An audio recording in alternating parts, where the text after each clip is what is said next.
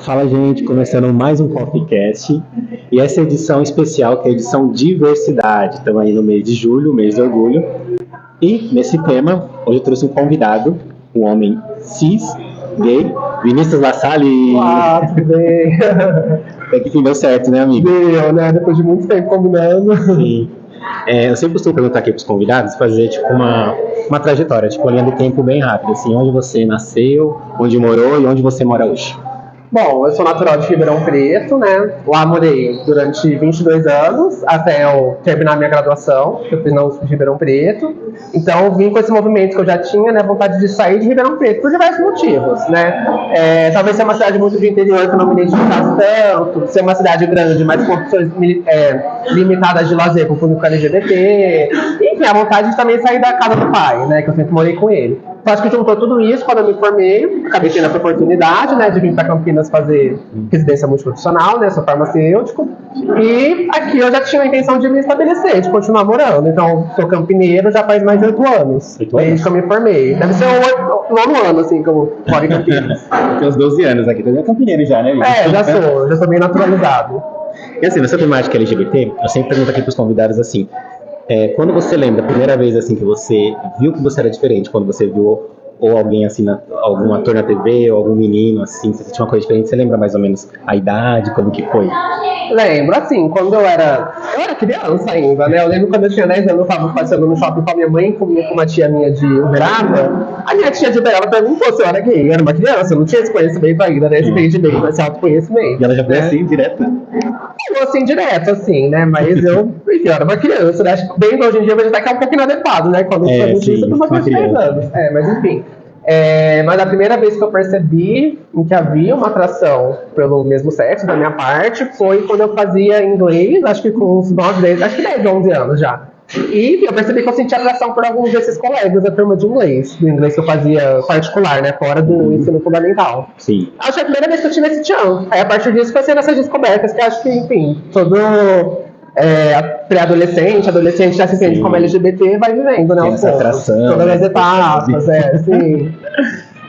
Bom, vamos lá. Próxima pergunta é assim, qual foi o seu primeiro crush, assim, de celebridade? Ator, cantor? Fala aí pra gente.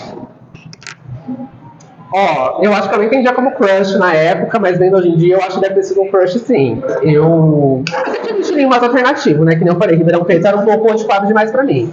Então, quando eu tinha 12 a 13 anos, eu comecei a conhecer nichos musicais diferentes, né? Porque Ribeirão Preto é assim, sertanejo, é uma cidade agro.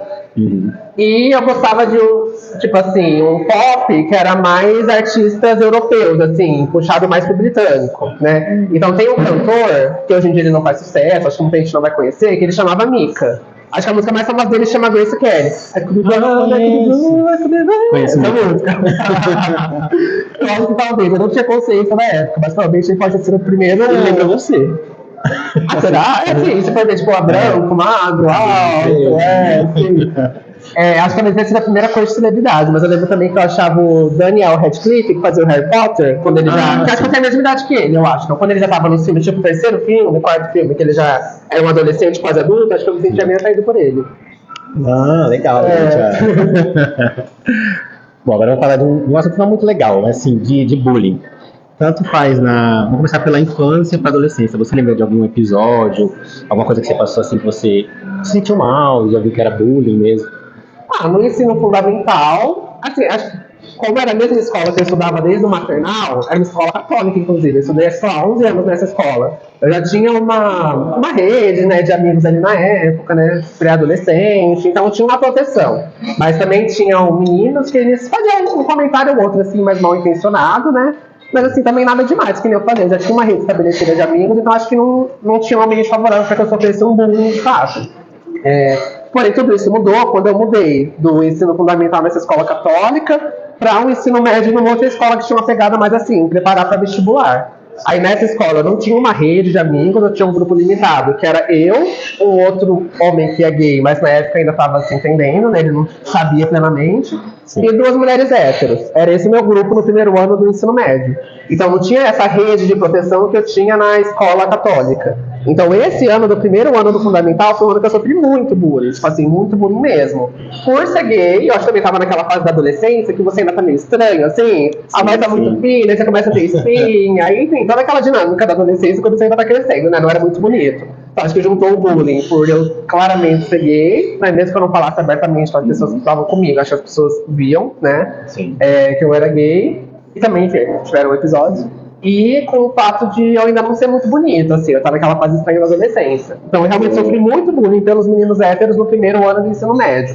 Aí qual foi o movimento da escola? A escola sabia que eu tava sofrendo homofobia, então um certo dia, casualmente, de maneira muito cômoda, telefonaram, foi até eu que atendi a ligação pra minha casa, que ainda era telefone tipo... Telefone fixo. Telefone fixo, hoje em dia não tem mais, né?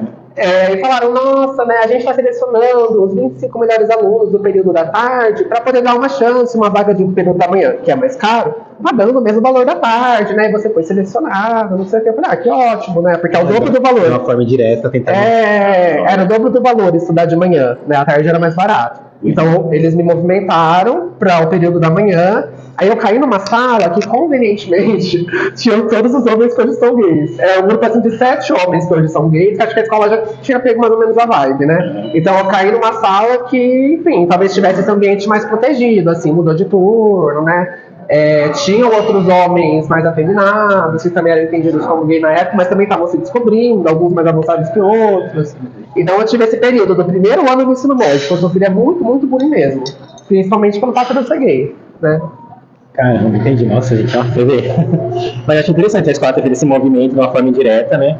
Percebeu e não falou o que estava acontecendo, mas tentou ajudar de alguma forma, né? Sim, isso foi bem legal, parte da escola.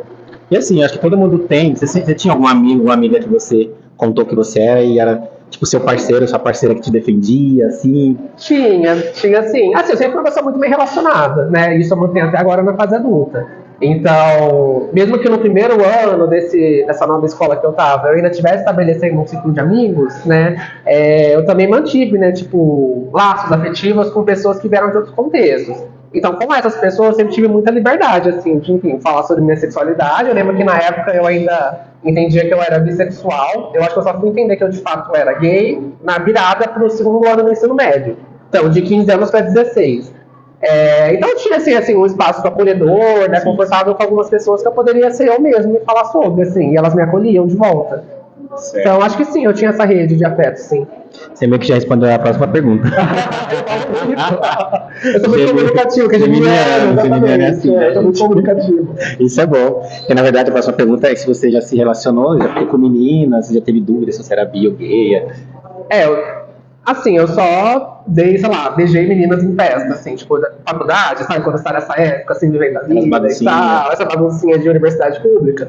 Aí, acho que nessa época eu já beijei meninas em festa, mas, assim, nunca tive nada, assim, né, com mulheres. Realmente, assim, eu sou gay, realmente.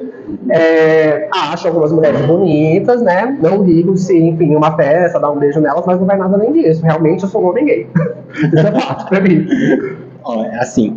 A próxima pergunta seria assim, com que idade você se assumiu e tal? Mas pelo que você está falando, tipo, foi meio que automático, né? As pessoas já foi sabendo, não teve uma coisa assim muito específica. Ó, a partir de hoje eu sou, você deixou uma coisa bem clara e aconteceu algum bafafá, assim. Eu sempre fui uma criança viada, né? Então as pessoas meio que já esperavam.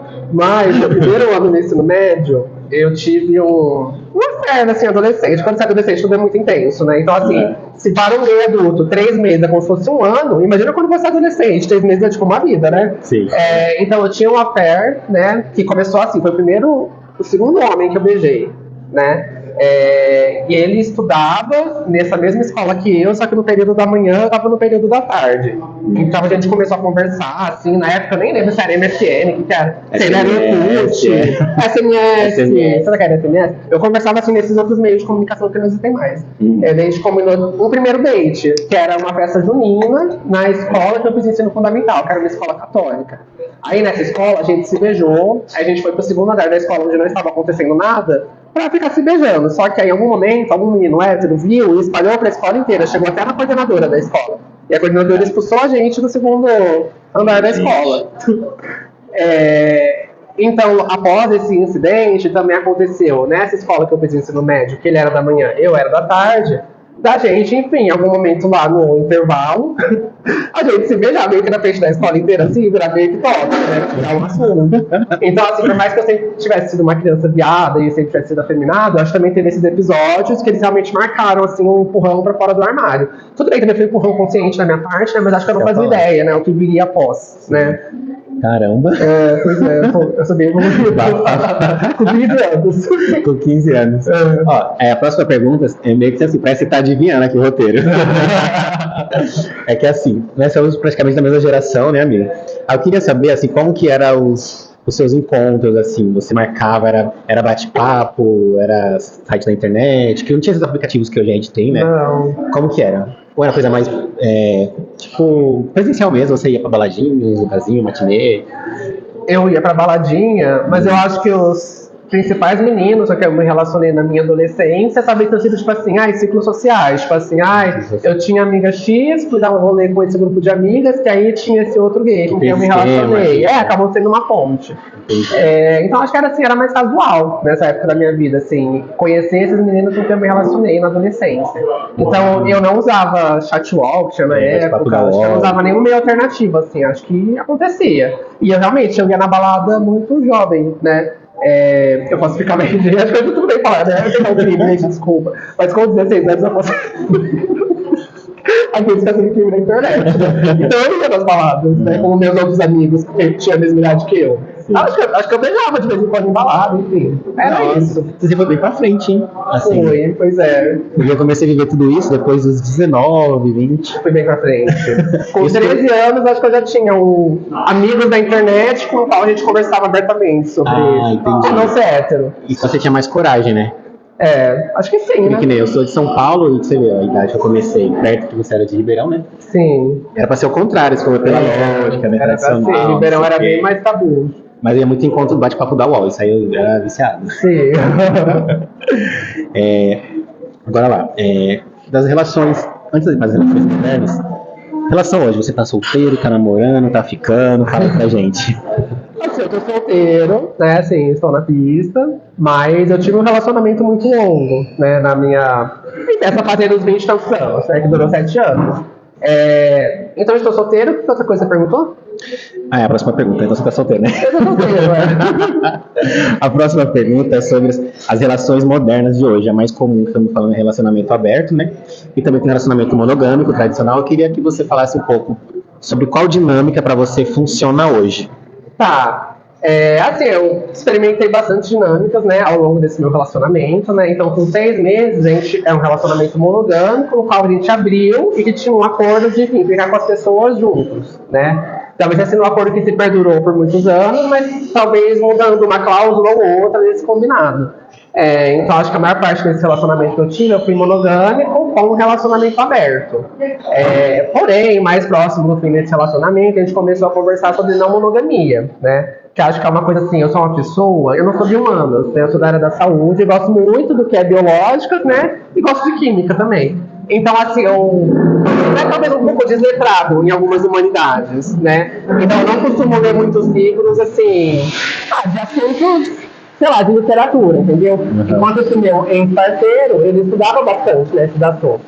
Então, enquanto ele teve uma bagagem teórica, literal, sobre o que era não monogamia, fui tendo essas vivências, enfim, prática, né, sobre esse processo. Então, assim, vendo hoje, que já passou, né, que acabou, me atrai a ideia de ter relações paralelas, né, na qual eu possa me relacionar afetivamente com mais de uma pessoa, mas eu acho que talvez eu seja monogâmico. Monogâmico mesmo, né? Vamos descobrir com a vida, mas hoje tendo vivido o que eu vivi, nesse relacionamento específico, eu acho que talvez eu seja monogâmico, mas eu experienciei, né, outras maneiras de relação. Outras dinâmicas, né? Então, assim, é sobre o convidado, né? Vou fazer uma opinião minha pessoal também. Eu acredito que ser monogâmico com combinado, eu acho que pode dar certo, mas muito combinado, né? Sim, você diz monogâmico.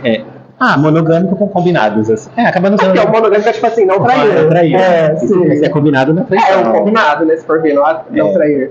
É uma foto que dá um assunto inteiro, né? Um episódio inteiro. Agora vamos falar um pouco de celebridades LGBTs. Eu quero que você fale uma ou mais de uma celebridades LGBT que você lembra que te representa. Tá, recentemente eu fiquei muito fã da Chappell Roan, né, que é uma cantora, não sei, acho que ela é americana, uma cantora americana que vem assim do interior dos Estados Unidos, onde tem uma cultura assim mais country, acho que é um pouco mais retrógrado talvez, né, pro país, né, em relação a outros lugares como, por exemplo, Los Angeles, né, que são grandes polos assim, né, LGBT, que tem toda essa liberdade, é muito bem entendido. Eu não gosto muito da Chappell Roan, assim, né? Eu descobri ao passar da minha vida que eu gosto muito de sáficas. Eu realmente me relaciono bem com a mulher sapatão, mulher bissexual, né? E eu gosto muito. Não vou dizer cultura, né? Porque a gente acaba dividindo um pouco a mesma cultura. Mas eu não sei, acho que eu me familiarizo mais, assim, né? Com as sáficas. Apesar de eu ter muitas amizades homens gays, né?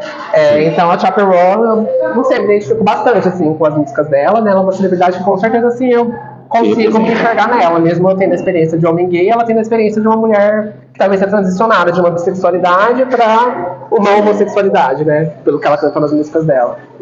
Você falou mais de um? Pode ser mais de um. Tá, então a Chappell Roan. Deixa eu ver, uma outra que eu me identifico. Ai meu Deus, vai me dar um branco agora. Assim, obviamente conheço muitos artistas LGBTs. Mas que te representa, assim, você lembra agora a Chappell Roan.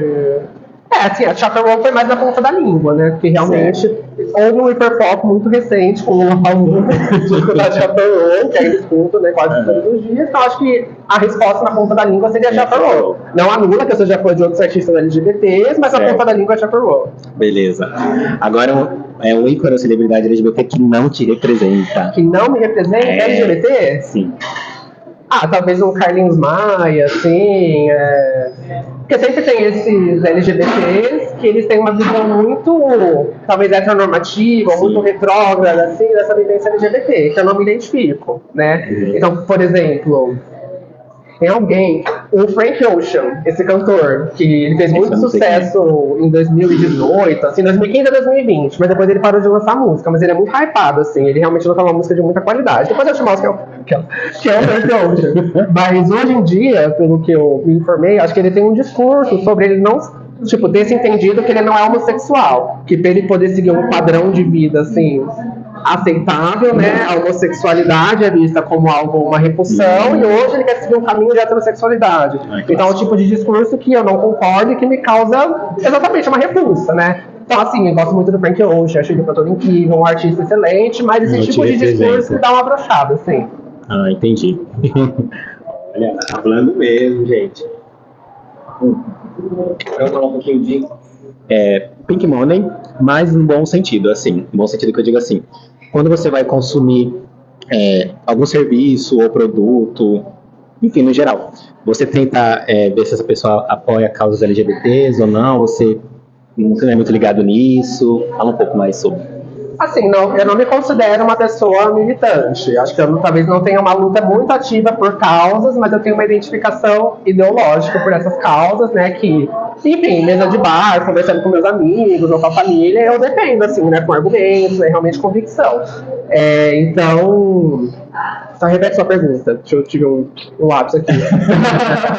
Se quando você vai consumir algum produto ou serviço, ou alguma coisa assim, você tenta descobrir se aquela empresa ela apoia a causa LGBT ou não. Assim. Por exemplo, nunca mais comprei roupa na Riachuelo. Essas redes que se relacionam muito com o bolsonarismo, ou frentes muito fortes da direita, extrema direita, eu costumo dar uma boicotada, mesmo que no nível individual, né?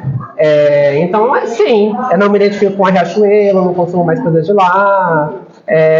E outras marcas que não se mostram aliadas. Então, às vezes, eu me recordo de marcas por elas, por exemplo, patrocinarem a parada LGBT, que é uma questão desse ano, inclusive, né? Que a parada LGBT de São Paulo teve uma dificuldade em buscar patrocínio. Então, tem marcas como a Amstel, que me lembra bastante, assim, né? Uma marca aliada. Lembro de muitos anos que a Doritos também patrocinou a parada LGBT de São Paulo. Então, são marcas que, por ter esse ponto, assim, de realmente se posicionar nesses quesitos, acabam tendo uma boa impressão para mim.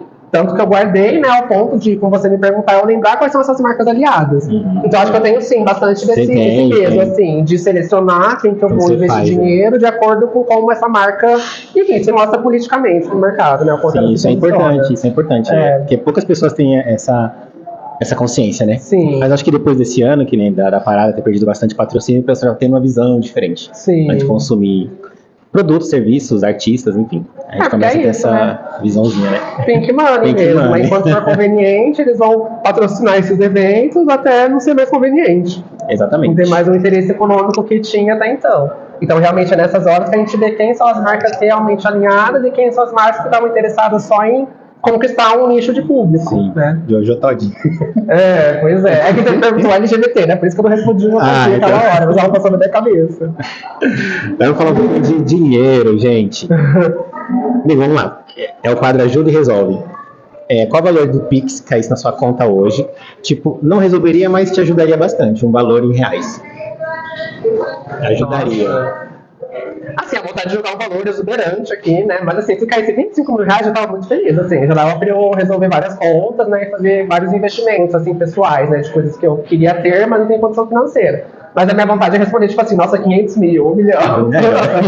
Eu respondi de maneira mais modesta. Sim, então 25 mil ajudaria. Ajudaria pra eu dar uma comprada em algumas coisas. Boa. Ajuda e resolve. E que valor resolveria a sua vida? Meu filho, 5 milhões e 700 mil do Big Brother. Era valor redondo. 5 milhões. É bastante diferença essas perguntas. Cada convidado responde um valor diferente. Fica assim. Que é o tipo de valor que dá pra você deixar investindo e você tem um salário assim só com o que você deixou investindo. Então, acho que é essa faixa de valor. Né? É verdade. Sim. Muito bom. Mas vamos lá. Você ganhou um valor X em reais, independente do valor. Mas você teria que criar alguma coisa, algum entretenimento ou causa que fosse apoio ao público LGBT. O que você criaria? Entretenimento, balada, festa, casa de apoio, enfim. Assim, que eu falei, né? Eu sou um profissional da área da saúde, né? Então não necessariamente sigo outras áreas de conhecimento profissionais. Mas se eu tivesse dinheiro para investir, eu simpatizo muito com a área da moda, né? Então talvez eu investisse numa loja mesmo assim, sustentável, né? Que, enfim, fabrique roupas pensando nesse público LGBT, nesse nicho. Porque às vezes em loja a gente tem muita dificuldade de achar uma roupa masculina, né, o que é entendido como masculino, que, enfim, não seja desenhada para um homem hétero, assim, né? Muitas vezes a gente tem que fazer compras, por exemplo, em lojas chinesas, né, do exterior, assim, pra gente conseguir uma roupa mais adequada. Então, acho que se eu tivesse um dinheiro para investir em algum negócio voltado para o público LGBT, talvez eu investisse numa marca de roupas. Parece algo muito distante, nunca passou na minha cabeça, na verdade, foi com a sua pergunta que eu pensei. Mas talvez fosse uma marca de roupas, assim, eu simpatizo bastante com uma roupa, né? Que legal, Muito bom, nessa entrevista está chegando quase ao fim e vamos para aquele bate-bola, jogo rápido. É uma coisa simples, vamos lá. Sonho. Eu já também, só pra falar bate-bola, jogo rápido. Um sonho, sei lá. Ser concursado na prefeitura, foi um sonho, né? Um sonho, que eu acabei conquistando, graças a Deus, mas eu não fui chamado ainda. O medo? Não ser concursado. O medo talvez seria as pessoas que olham assim na vida. Isso é só o medo, com certeza. Uma celebridade. Chateau. Uma diva pop. Vou falar outro nome, né? Vamos falar, deixa eu pensar. Uma diva pop é Demi Lovato. Sabia. Eu sou Lovato. Você vai pro show, né, Gabi? Eu vou no show solo. Vou de pista prévia. Foi caro. A gente ficou corrido também. Inclusive, eu quero soltar uma nota de refúgio, é isso. Mas pode continuar. No final tem muito concorrido. Uma música. Pode ser Confident Rock Version da Demi Lovato. Eu gosto da era rock dela. Boa, muito bom. Um dia da semana. Quinta. Não sei por que, mas quinta. É um bom dia, né? Ele é pré-final de semana. Dá uma animada, assim. Também, vai de quinta. Um look. Um look? Talvez uma camisa, assim, um pouco mais aberta aqui em cima, com um colarzinho diferente, uma pulseirinha diferente. Acho que segue mais ou menos o meu estilo, assim. Uma roupa não muito heteronormativa, né? Que é a minha crítica, né, das lojas, que é difícil encontrar. Um programa de TV. Um programa de TV? Meu Deus. Corrida das Blogueiras. Boa. Uma profissão? Eu vou ser clubista, farmacêutico. Uma vergonha? Uma vergonha? Nossa, uma vergonha. Olha, já travei de novo nesse bate-bola de jogo rápido. Uma vergonha. Não sei. Cair de moto e me ralar em público. Boa. Um meme? Um meme? Eu posso dar a mesma resposta, né? Um meme, meu Deus, eu sou uma pessoa muito inteirada em memes. Menina, essa dinâmica é muito difícil, né? As coisas fogem na cabeça quando a gente consome tudo tem que responder rápido. Um meme, meu Deus. Os sonhos da minha vida, não tô lembrando de nenhum agora.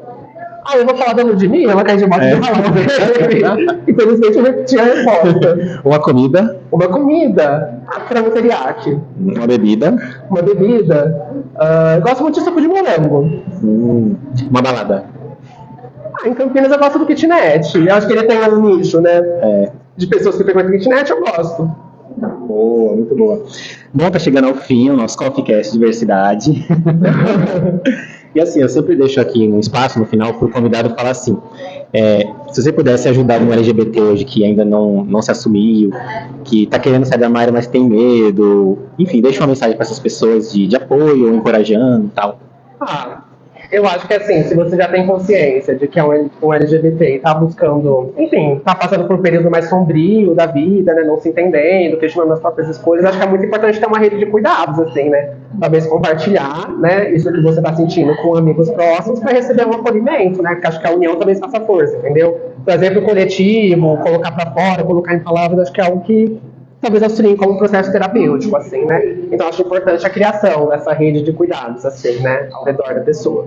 Você fala assim, tanto falar para amigos ou buscar terapia, você fala no geral.